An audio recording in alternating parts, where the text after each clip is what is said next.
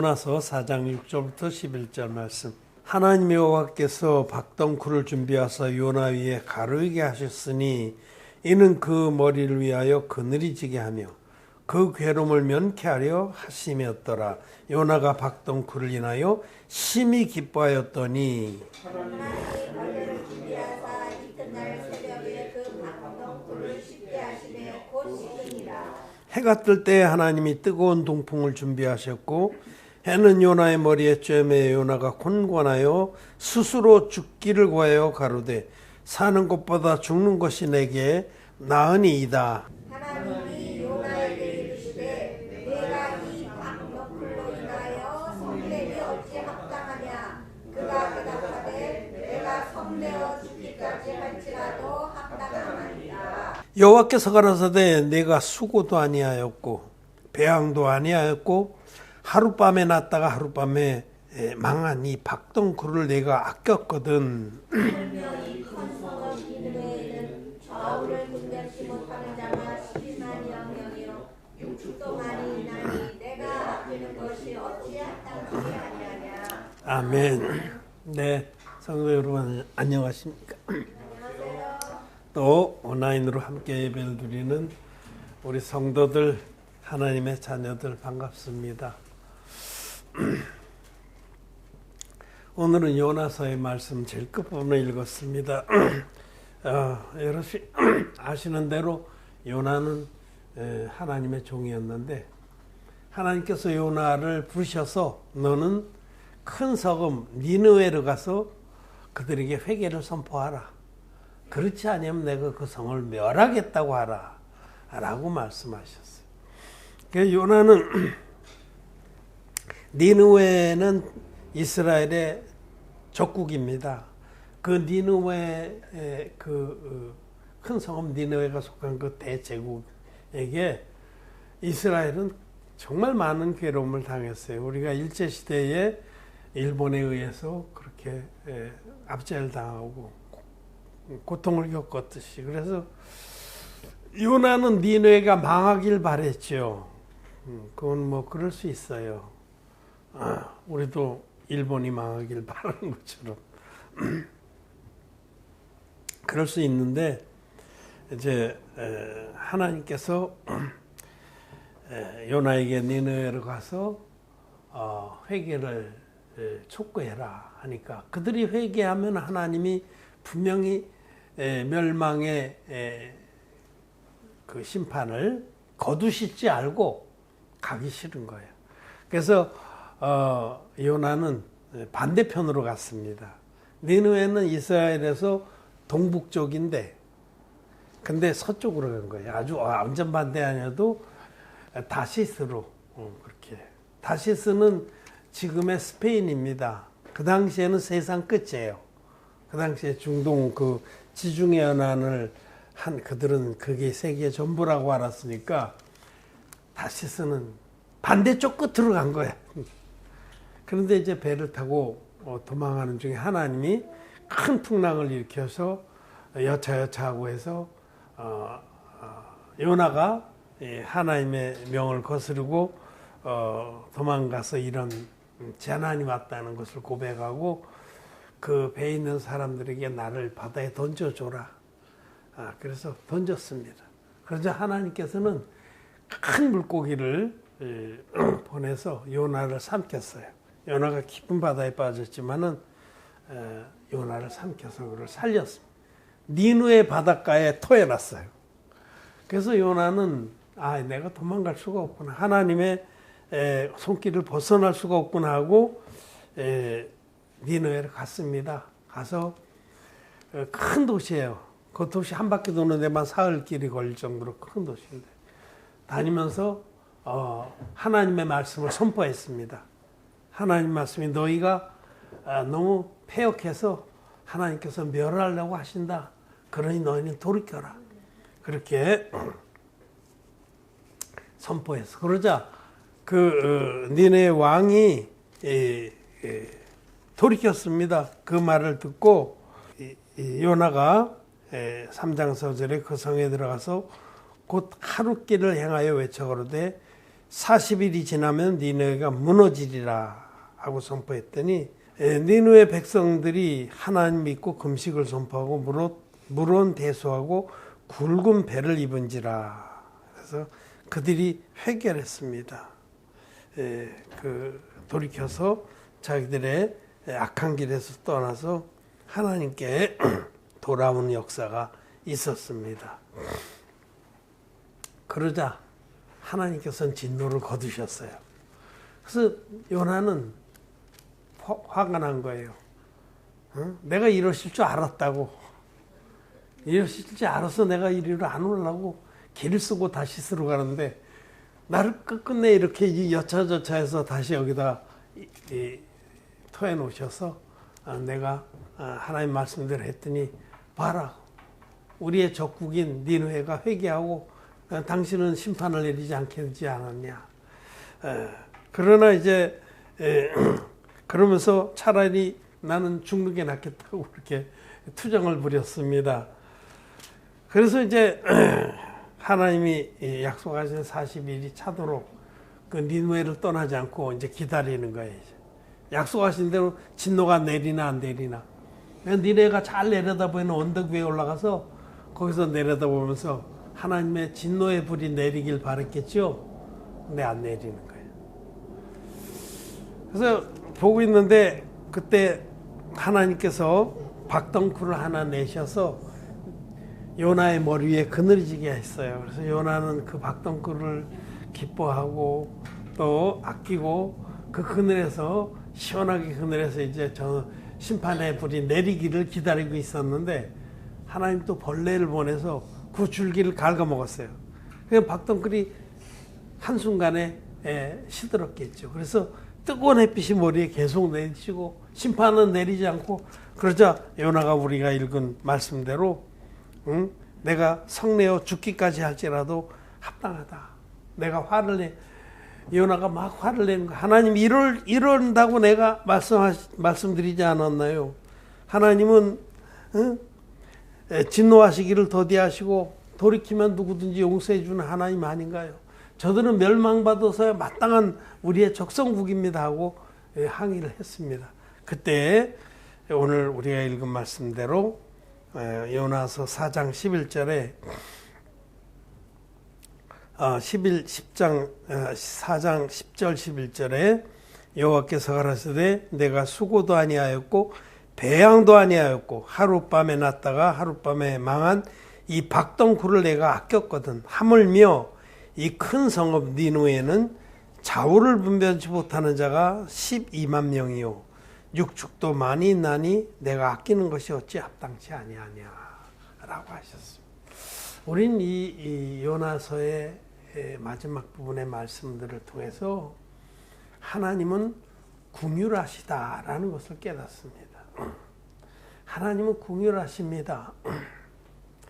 우리는 그렇지 못합니다. 요나처럼 원수는 원수로 갖고 이는 이로 갖고 눈에 눈은 우리는 자기만 사랑하고 자기만 위하는 자들입니다. 근데 하나님은 궁휼하십니다. 공감 능력이라는 말이 있어요. 공감 능력. 그거는 상대방의 입장이 되어서 느껴보는 그런 능력을 말해요. 근데 우리는 참 상대방의 입장이 잘 안 되려고 그래. 아무 상관없어. 우리 속담에도 남의 염장 곱는 것보다 내 손톱 밑에 가시가 더 아프다. 이런 말이 있어요. 내 손톱 밑에 가시가 더 아프지 남의 염장을 곱든지 굶어 죽든지 별로 관심이 없어요. 이 추위에 정말 그 한 데서 지낸 사람들을 그 사람 입장이 되어보고 싶지가 않은 거예요. 아이고, 내 코가 석잔데 나만 챙기고 나만 위하기도 힘든데 공감 능력이 없는 거죠. 응? 그리고 공감 능력이 없는 사람은 사실은 하나님 편에서 보면 참 냉정하고 냉혹한 사람이죠. 근데 하나님은 우리를 거듭나게 하셨습니다. 정말 이기적이고 정력적이고 마귀적인 우리들을 사랑하셔서 우리를 채울하셨어요. 불쌍히 여기셨어요. 아담이 범죄해서 죄 가운데 태어나서 영원한 지옥불에 갈 수밖에 없는 우리들을 하나님은 긍휼히 여기신 겁니다. 생각해 보세요. 구원을 받지 못한다면, 죄사함을 받지 못한다면은 죄인으로 남아 있어서 죽음을 맞이하거나 또는 주님의 재림을 맞이한다면 그런 자들은 첫째 부활에 들어가지 못합니다. 둘째 부활에, 천연왕국이 차고로 둘째 부활에 죽지 아니하는 몸을 입고 죽고 싶어도 죽을 수가 없는 거예요. 죽음이 떠나간 거예요. 그래서 영생의 몸으로 부활돼서 그것까지는 좋은데 어디에 들어가냐면 불과 영화로 타는 못에 들어갑니다. 진리입니다, 여러분. 한 점 안에 또 어김없이 그대로 됩니다. 죄사함 받지 못한 사람은 반드시 둘째 부활에 참여해서 영원한 지옥불에 떨어집니다. 영원한 지옥불이 어디예요? 그는 불과 유황으로 타는 못입니다. 거기서 영원토록 고통을 겪어야 돼요. 영원토록. 영원토록 이를 갈며 자기의 태어난 날을 원망하면서. 틀림없는 사실입니다. 그냥 이론이나 겁주는 말이 아닙니다. 누가복음에 기록된 부자와 나사로의 말씀에서 분명히 예수님이 말씀하셨죠. 부자는 그 불과 유황으로 타는 못에서 고통을 겪는다. 영원토록. 하나님이 보시기엔 너무 안타까운 거예요. 불쌍하고. 그래서 긍휼을 베푸시는 겁니다. 하나님은 우리들에게 긍휼을 베푸셨습니다. 우리가 불쌍해서, 모든 인생들이 불쌍해서 하나님이 당신의 외아들을 아낌없이 구원자로 보내주신 겁니다. 예수님이 2000년 전에 우리와 같은 몸을 입고 오셔서 지옥 갈 수밖에 없는 우리들을 죄에서, 사망에서, 지옥불에서 구원하시려고 요단강에서 세례를 받으셔서 우리의 모든 죄화물을 옛사람께 함께 당신 몸에 전가하시고 십자가에 가셔서 대신 어마어마한 능력의 심판을 받아주신 겁니다. 예수님 십자가에 달리기 전까지도 어마어마한 능력과 모욕과 고통과 매질을 당하시고 십자가에 못 박히셔서 6시간 동안 절규하시면서 쏟으신 피로써 우리의 죄화물을 깨끗이 갚아주셨습니다. 하나님이 예수님을 통해서 우리에게 베푸신 그 구원의 사랑은 하나님의 긍휼로 인해서 나타난 겁니다. 우리를 불쌍히 여겨주신 거예요. 그래서 우리는 하나님의 성품 중에 하나님은 긍휼하신 하나님이라는 이 사실을 알게 됩니다. 보통 하나님을 심판하시는 하나님, 진노하시는 하나님, 엄격하신 하나님 이렇게만 많이 생각하는데 아닙니다. 하나님은 긍휼하신 하나님.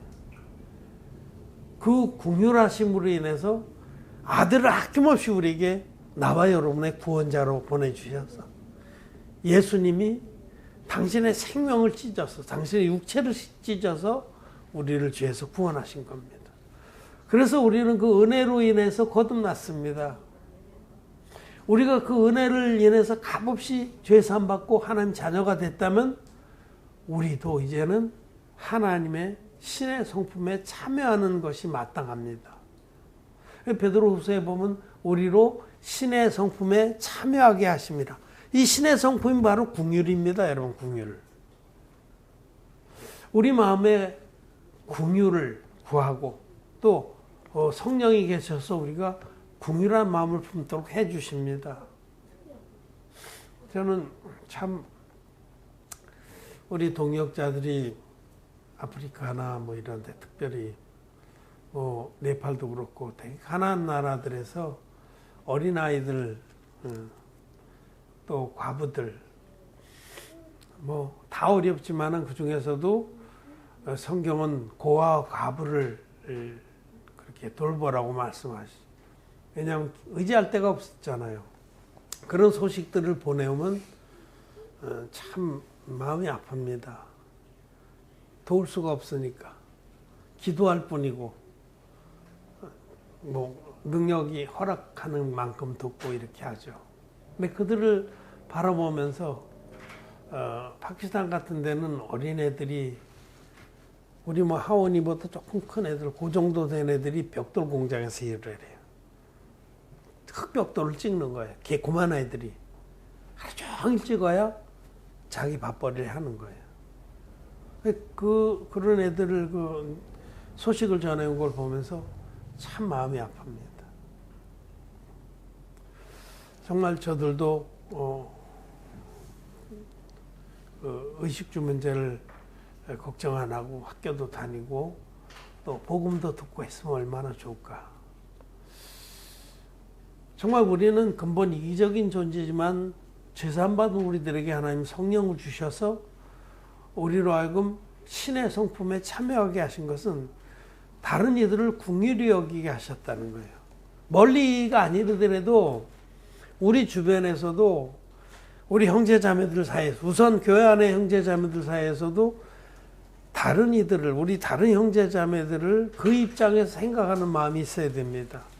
그 입장에 생각하고 어려움이 있으면 나의 어려움을 여기고 우는 자들로 함께 울고 기뻐하는 자들과 함께 기뻐하면서 우리가 정말 주님의 사랑 안에서 한 몸이 되고 하나가 되어서 이 남은 때 믿음으로 나가야 된다는 겁니다. 그 긍휼한 눈을 하나님께서 주시기를 바랍니다. 긍휼한 마음을 주시기를 바랍니다. 영혼들을 바라볼 때에 저분이 죄산 못 받고 저렇게 하다가 영원한 지옥분에 들어갈 건데 하는 그 지금 살아있는 그 영혼 너머의 영원한 세계를 우리는 바라봐야 됩니다. 그리고 긍휼한 마음을 품어야 돼요. 그러면 정말 그를 위해서 우리가 복음을 전해줘야겠다는 마음이 새록새록 일어나는 겁니다. 우리는 하나님을 알아야 합니다. 지금 요나서 앞에 조금 넘기면 호세아서입니다. 호세아서 6장의 1절부터 6절까지 우리 교독하겠습니다. 오라 우리가 여호와께로 돌아가자. 여호와께서 우리를 찌셨으나 도로 낫게 하실 것이요 우리를 치셨으나 싸매어 주실 것임이라. 여호와께서 이틀 후에 우리를 살리시며 제3일에 우리를 일으키시리니 우리가 그 앞에서 살리라. 그러므로 우리가 여호와를 알자. 힘써 여호와를 알자. 그의 나오심은 새벽빛같이 일정하니 비와 같이 땅을 적시는 늦은 비와 같이 우리에게 임하시리라 하리라.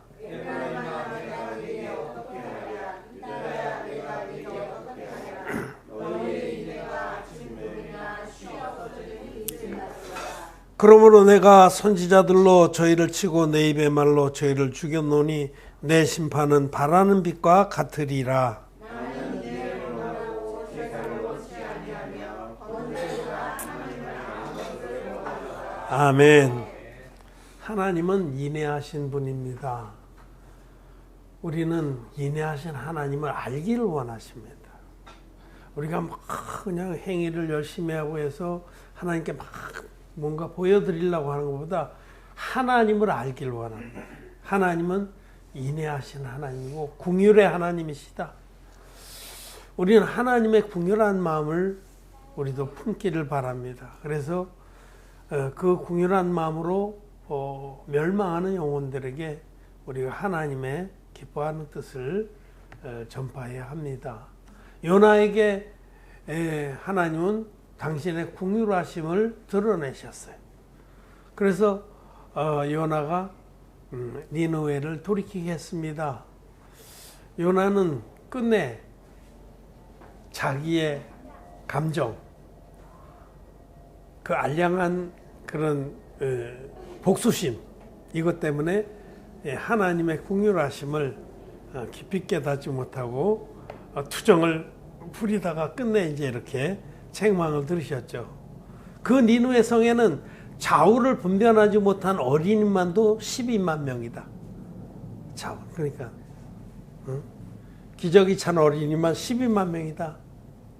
네가 그 박덩굴 하나 때문에 그렇게 짜증을 부리고 화를 낼진데 저 안에는 내 형상을 닮은 사람 중에 어린이만 12명이고 가축도 많다. 저 성을 멸하는 것이 내 뜻이겠느냐. 나는 그들이 돌이켜서 구원을 받기를 원한다 라는 겁니다. 여러분, 우리에게 긍휼이라고 하는 하나님의 귀한 성품이 있습니다. 하나님 성령께서 우리에게 그런 성품을 주셨습니다. 성령의 열매입니다. 여러분. 긍휼히 여기는 마음. 긍휼히 여기는 마음을 구하십시오. 그리고 긍휼히 여기는 그런 눈과 마음을 가지십시오. 영혼들을 바라볼 때 판단하고 비판하고 저주하기 전에 먼저 그들을 긍휼히 여기는 마음. 그 입장이 돼보면 이해가 되는 것도 많아요. 그래서 우리에게 하나님은 긍휼히 여기는 마음이 있을 것을 말씀하십니다. 마태복음 5장의 산상수훈에도 긍휼히 여기는 자는 복이 있나니 저희가 긍휼히 여김을 받을 것이며.